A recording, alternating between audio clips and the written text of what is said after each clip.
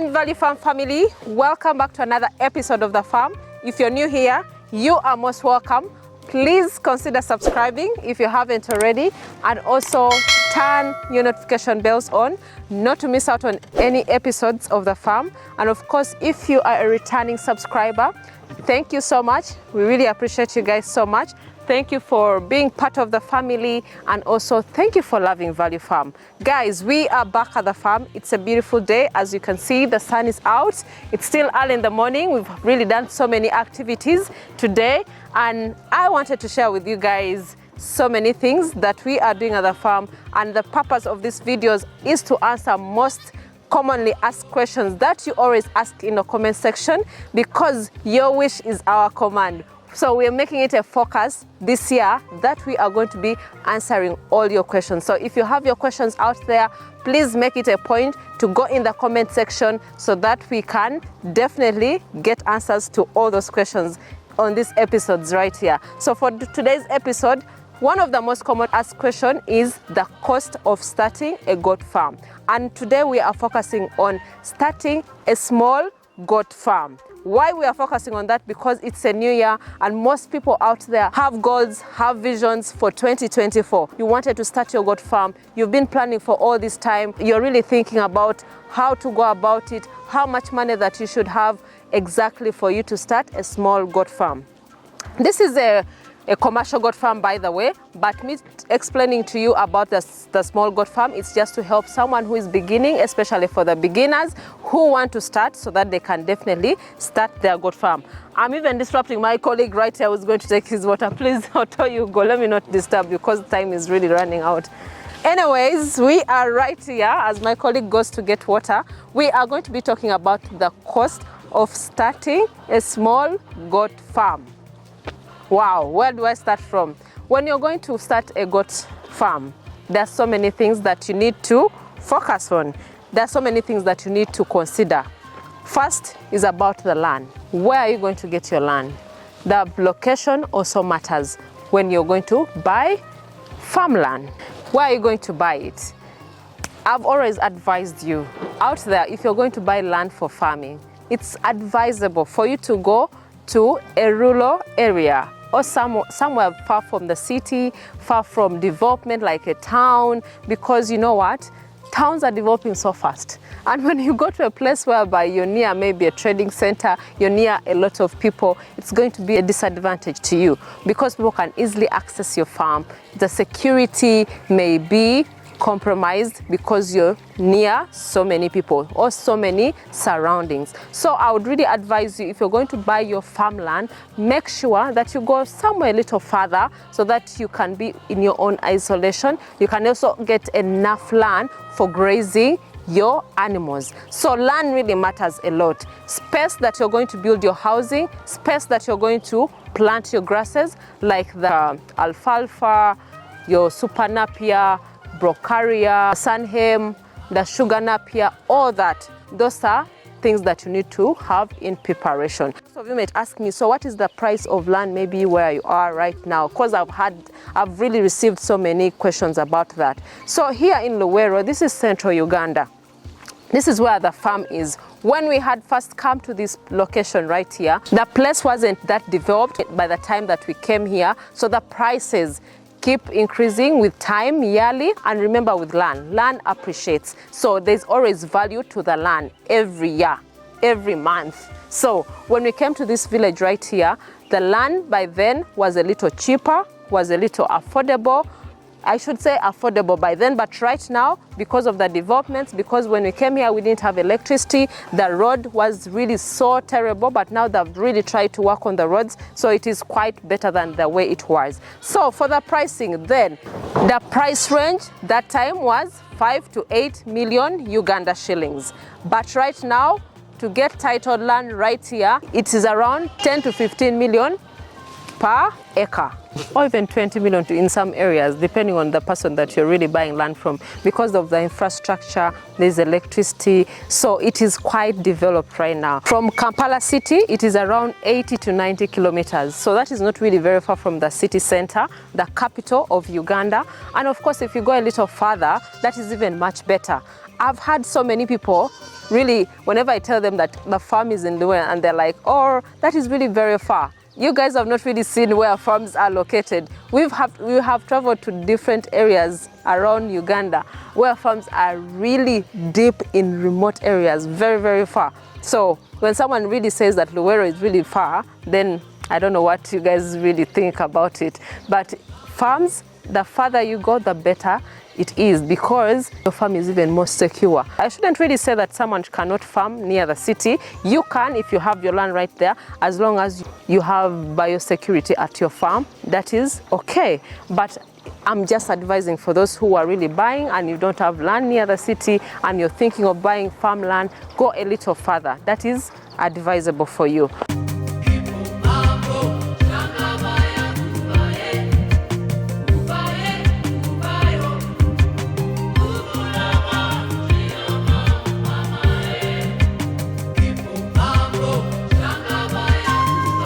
So guys, let's go to point number 2. Let's talk about the structures. Housing is very, very important. And especially when you're starting, it is better for you to start really with basic structures. We always tell you guys, start small, but think big. So look at the structure that you're going to start. Something that is going to be really helpful, manageable for you, so that you don't have to break a bank to construct a huge structure that is going to be really very difficult for you to maintain, that is going to really make you frustrated and you cannot be able to invest on the animals or on the breeds that you're going to bring to your farm. So let's look at the structure that you're going to construct. It is way advisable for you to always look at a raised structure, a raised goat structure. Yes, however small it is, it should be raised, it should be off the ground. Okay, because that really helps your goats not to fall sick. They don't get in contact with their droppings, and that also helps them to live really healthy. That's why we always tell you guys, raised goat houses is something that you need to really consider.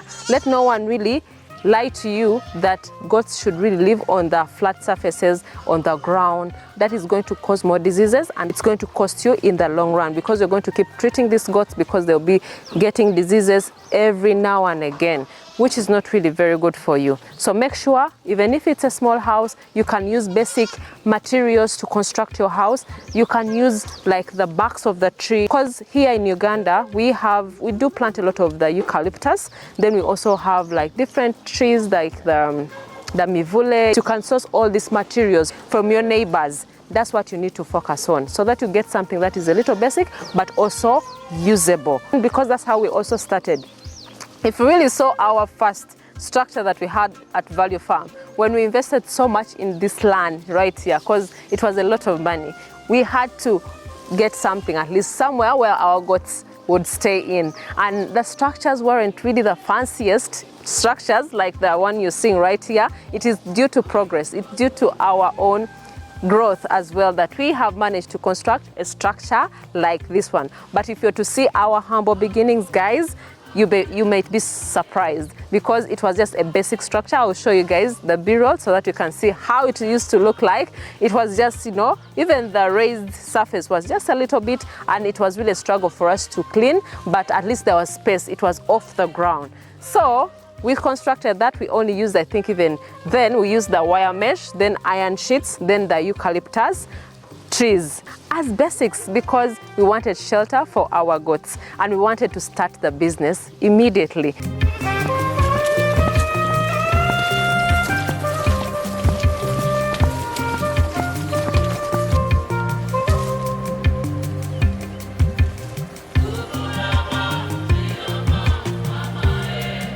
Other things that you really need, some of the equipments that you really need to have at your farm: the feeding troughs, the drinkers.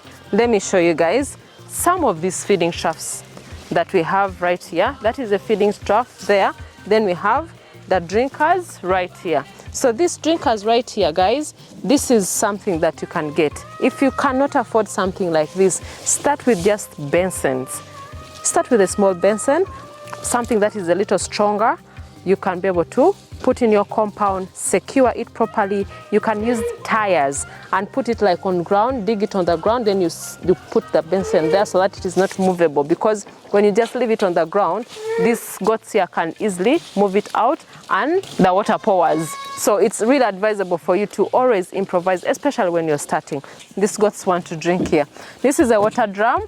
So what we did, we went to a metal fabricator who helped us to do this work, as you can see. So what he actually did, after we had bought this separate from the shops, we had to cut it into two.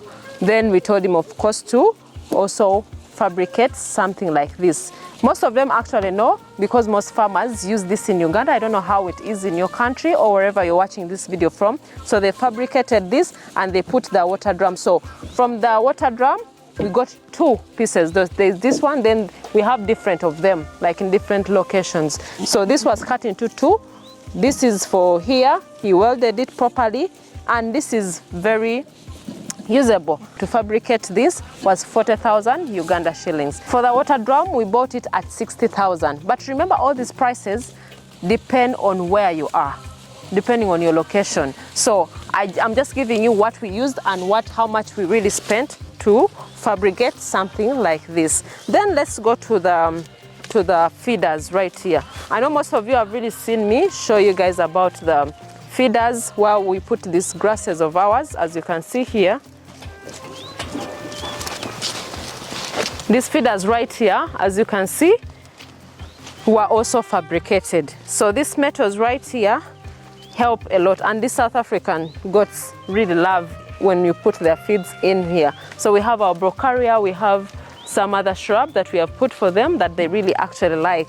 So this one here, we actually got it from someone. We went to a farm that we visited one time, and they were using something like this, and we really saw that it was really a good idea to have something like this at the farm, because previously we were using wood. The first time that we brought our goats into the farm, we just had the feeding troughs made out of wood, which was also okay. It was quite cheaper as well, and of course when you're starting, start with what you can afford. You can fabricate something using timber. Timber is cheaper than metal. So this is metal. Of course we upgraded it, which is also okay. But for something like this here, it's just because I'm not sure of the exact amount of money that we paid for this to fabricate something like this, but it was around like 200,000.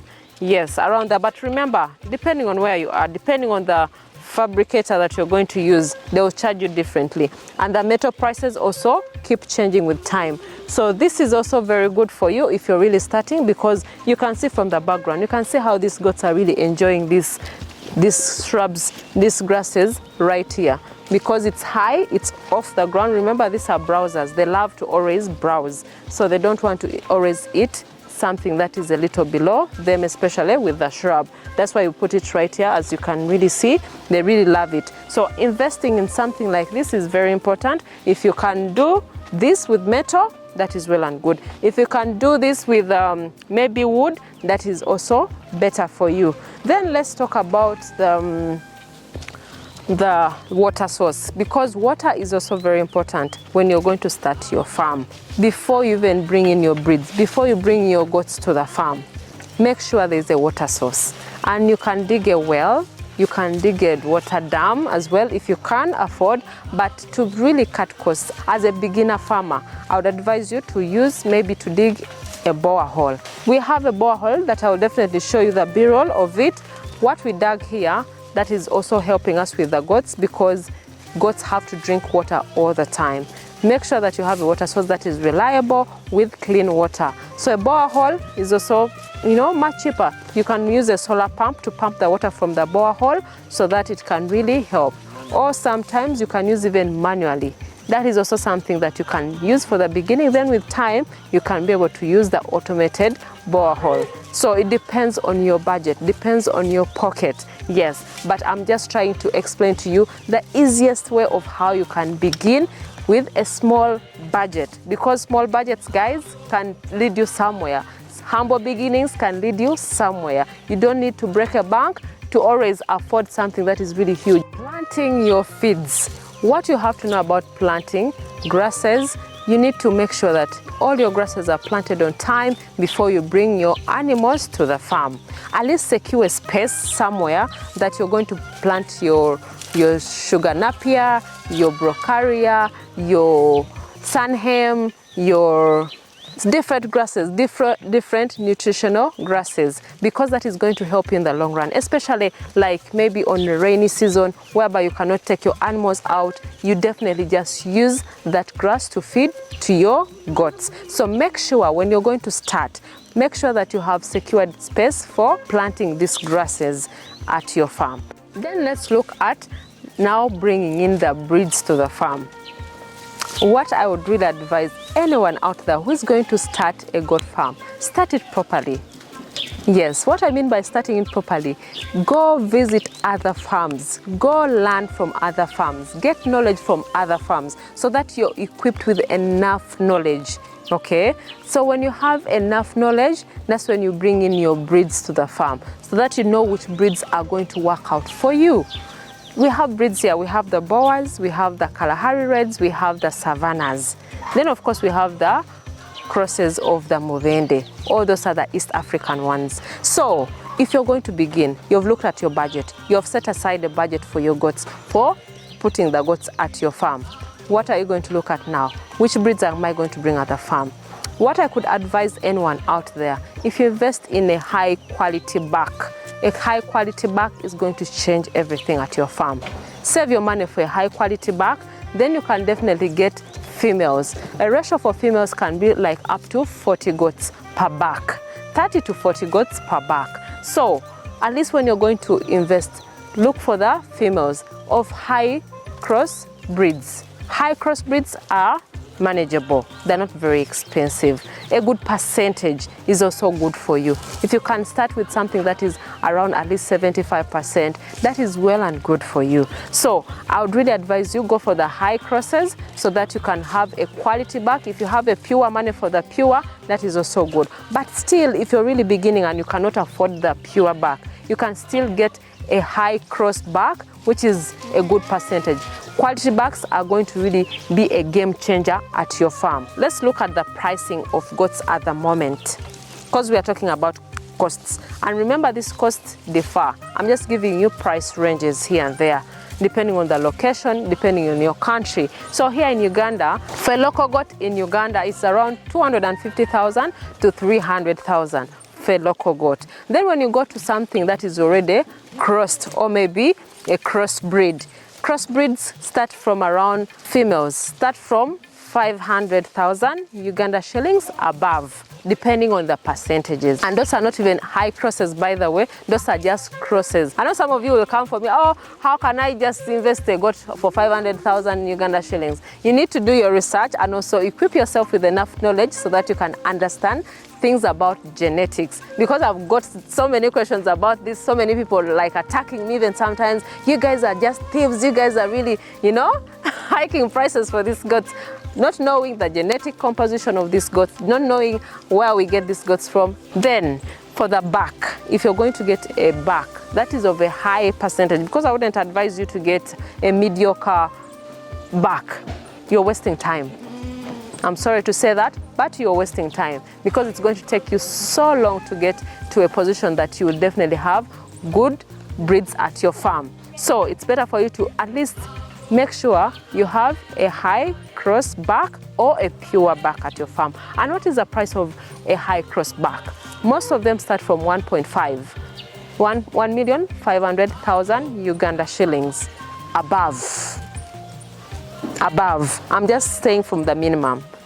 Above, that's where you can get a high cross buck. Now let's talk about, after you bring in your goats to the farm, let's talk about management, the cost of management. How many workers are you going to need at your farm? And what are you going to do with sourcing these workers here? Of course, with workers, it is sometimes through referrals that you can get workers to work for you.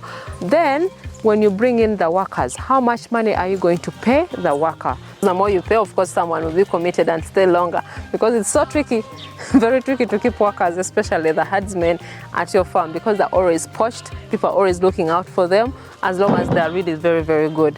Then you look at how many can I afford at the moment, okay? So when you look at the number, when you look at the starting pay or the amount of money that you prepared, then you look at the number of people that you need. Of course, you will need people who are going to attend to the garden. You're going to need people who are going to attend to the goats as well, like taking care of the goats, feeding, taking them to the grazing fields as well, making sure they're okay. Then you also have to look at someone who's going to help you maybe with the cleaning. Then let's talk about the vet costs, because remember, when you bring your goats to the farm, these goats have to be treated. These goats have to be managed, okay? You need to make sure that they are healthy. So vet costs are something that people do not really think about most times, okay? But this is something that you need to consider, because you have to make sure that these goats are dewormed, these goats are vaccinated as well, and these goats are taken care of. So that's what I should really advise you to do most of the time. So for a beginner farmer, I would advise you to always maybe bring someone that you trust, or you can visit other farms, or you can call other farmers to help you, give you a recommendation of a vet that is trusted to come to your farm to take care of these goats. So with the vet, guys, you need to prepare some money or put some money aside for the vaccination costs, because you need to buy the vaccines for your goats, because you know what, you have to make sure that your vaccination schedule is really followed on time. Vaccines, then of course for the labor, for the vet to come to your farm. Then of course, remember, you have to always make sure that all these routines are followed on time.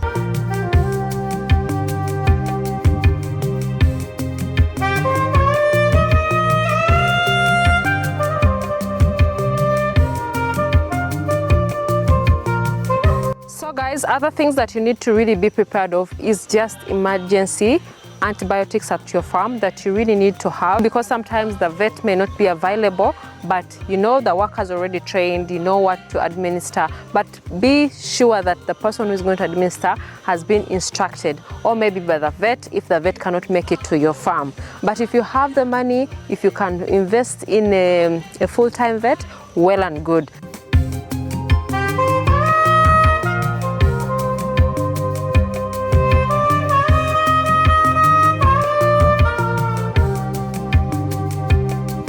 If you have any other questions about this whole video, please leave your questions down below so that we can answer them right here, because you know what? We are here to answer all your questions, and we are here to share all the knowledge, everything that you need to know about goat farming. Yes, I really appreciate you guys so much. If you haven't already checked our social media platform, please go to Instagram, that is Value Farm UG, Facebook, Value Farm, TikTok is also Value Farm. Go see behind the scenes and also learn something or get inspired. But I really appreciate you guys so much.